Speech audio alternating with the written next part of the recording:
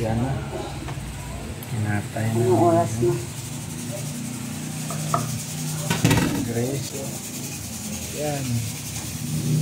Sandali. Ito.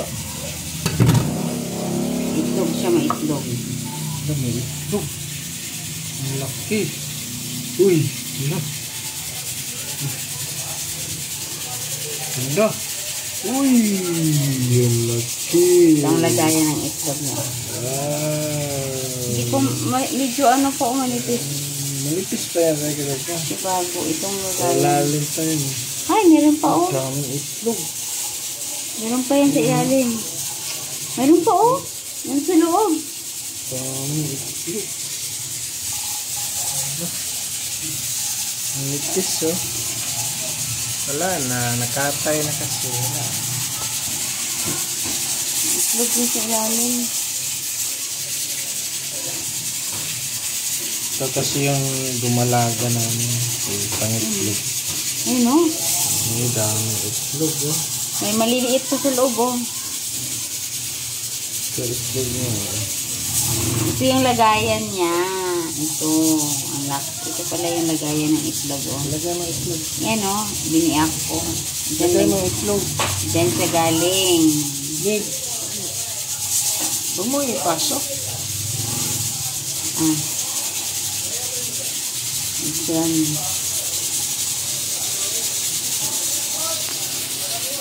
So, manipis lang yan. Manipis niya.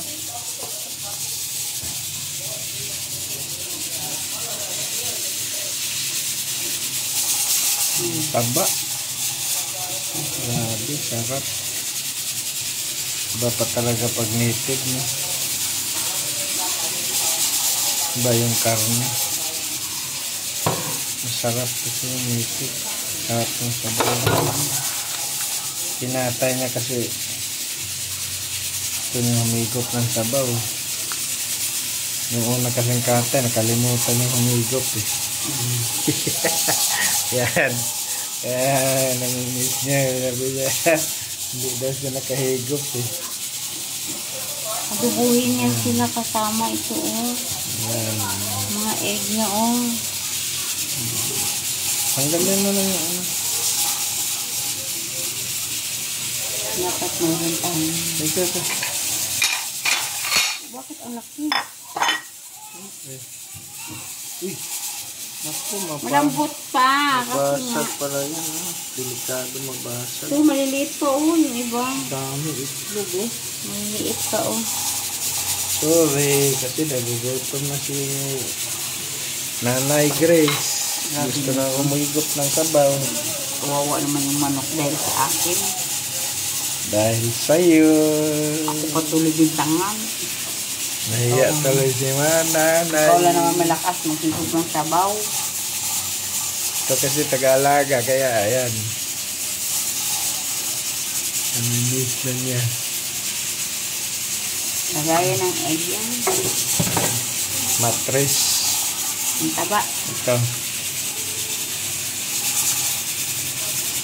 Ready na, kumulo-kulo na oh. Ano yan oras? 20. Ah.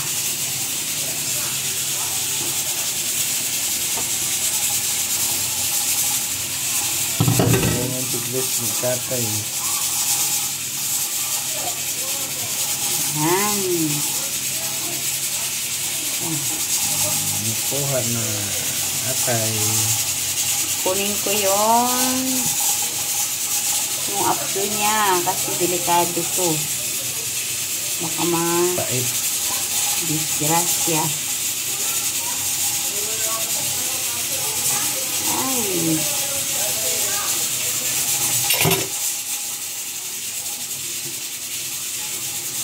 Patay. Yung apso, bakit meron? Wala. Ugat lang. Ito yung balon-balon na.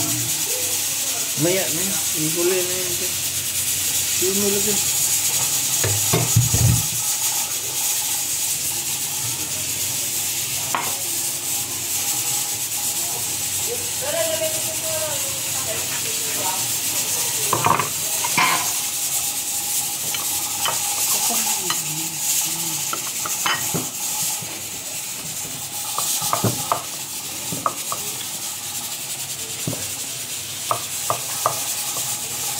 Laking native.